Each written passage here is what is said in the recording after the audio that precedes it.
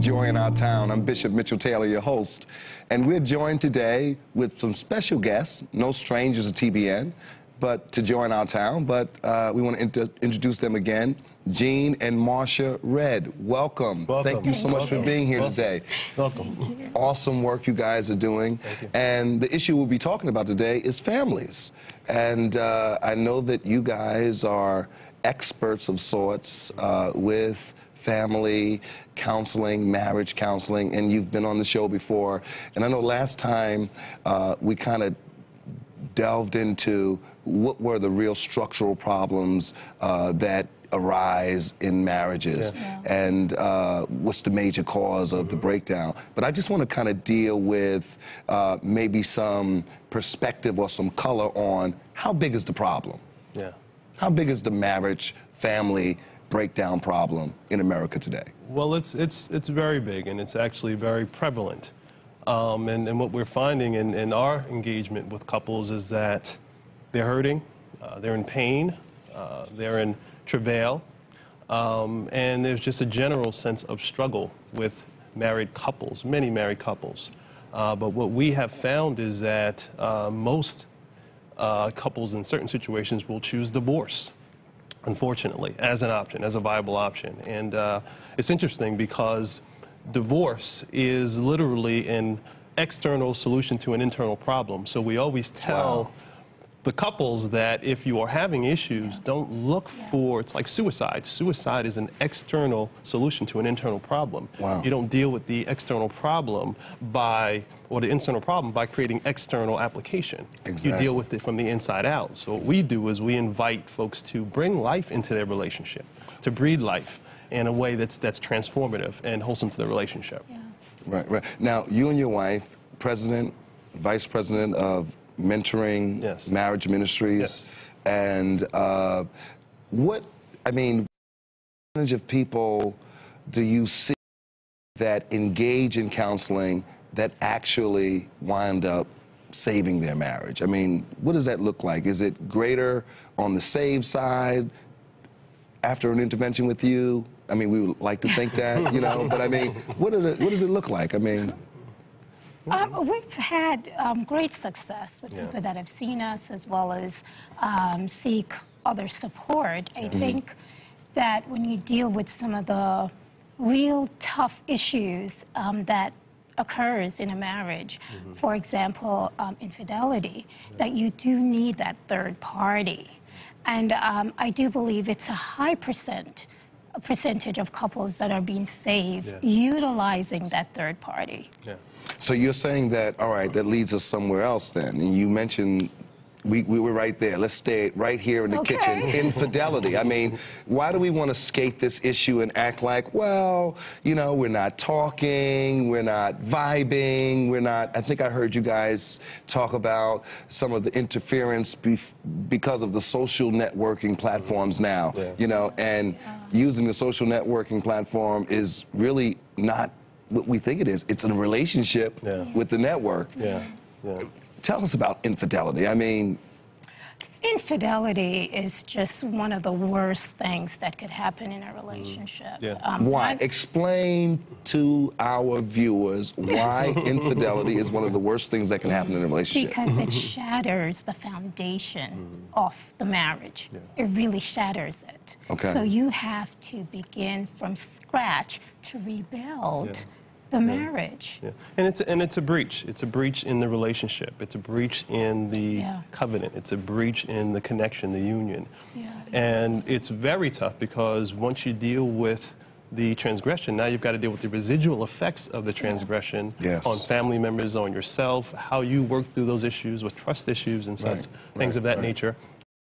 It's important that when you confront an issue such as infidelity, that you sort of deep dive and deal with the me issues, the things that have impacted us and how we continue to go forth and carry forth our the integrity of our relationship.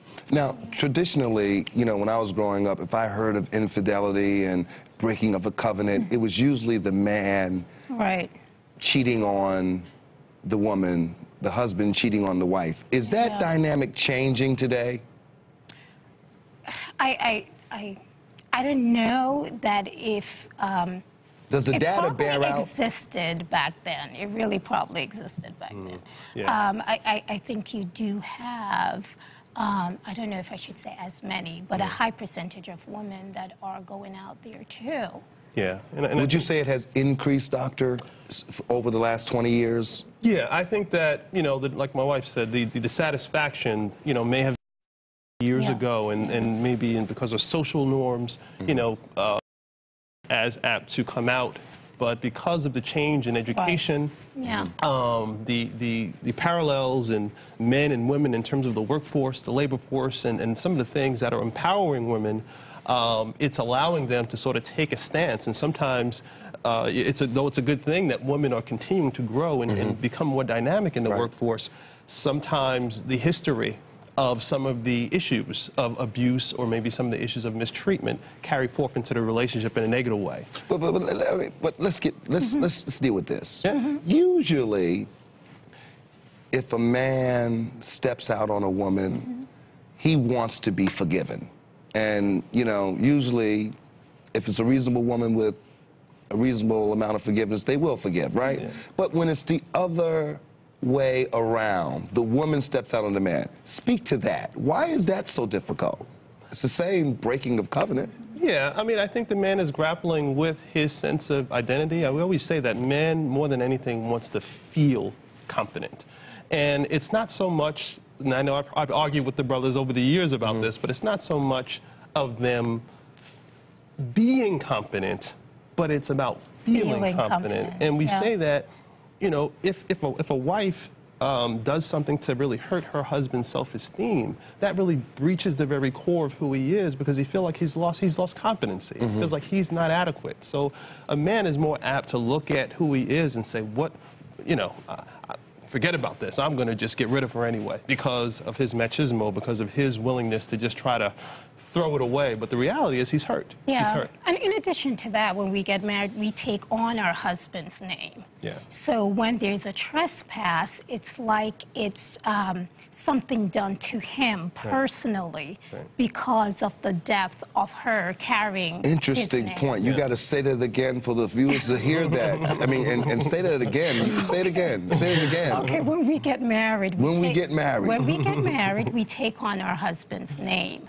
So when there's a trespass, it's as if something was really done to our husband. Yes. It's like someone did it personally to them. So it's a personal attack on them, not so much the wife, but the person whoever they trespass with did it to them. Yeah. That's an interesting dynamic. And so, having said that, does not exonerate us from doing what we do or, you know, whatnot, but does it mean that it's worse for a man when a woman cheats than a woman when a man cheats, Doctor?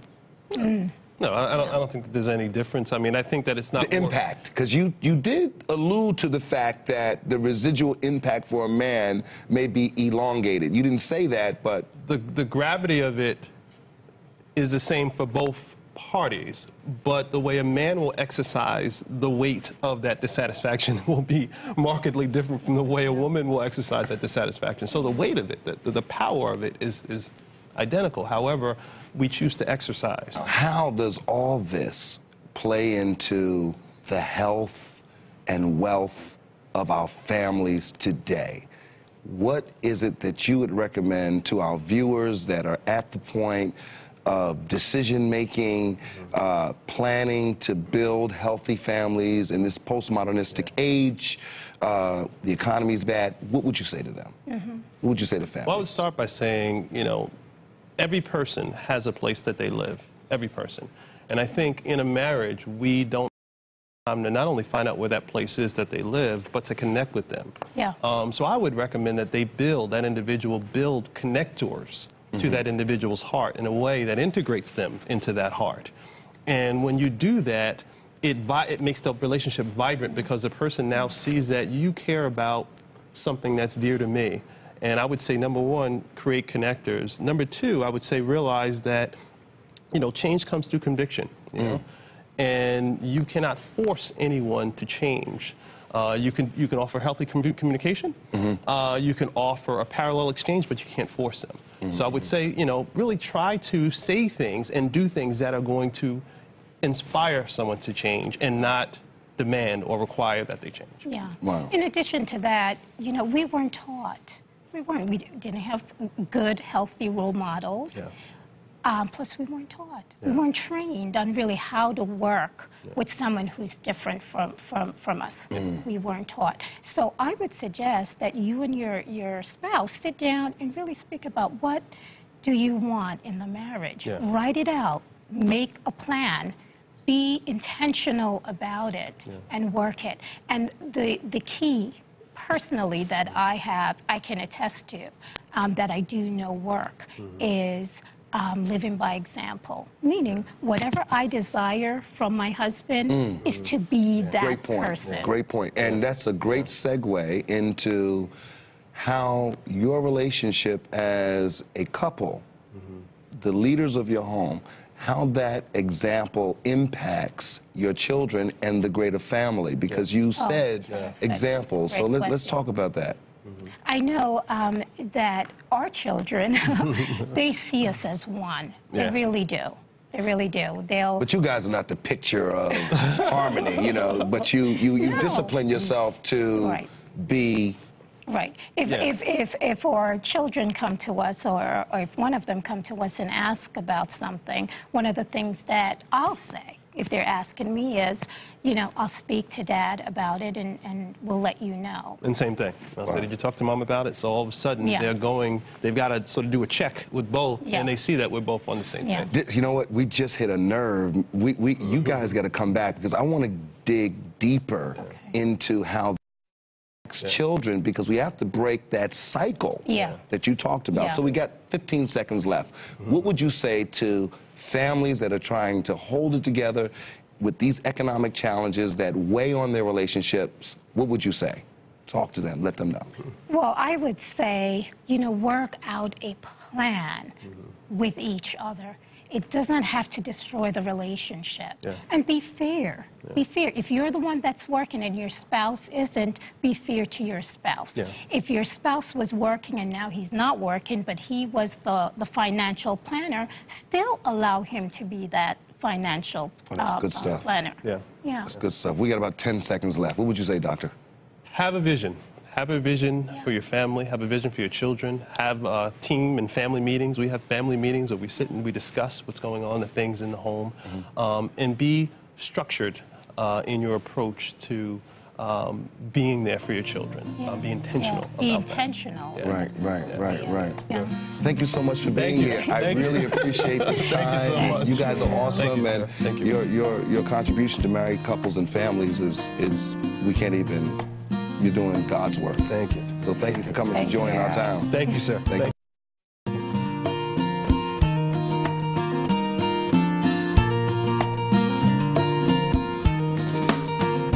This program has been sponsored by the Trinity Broadcasting Network and is made possible by your telethon dollars. Your continual support can keep Joy in Our Town coming to your home every week. Write to Joy in Our Town, Post Office Box A, Santa Ana, California, 92711.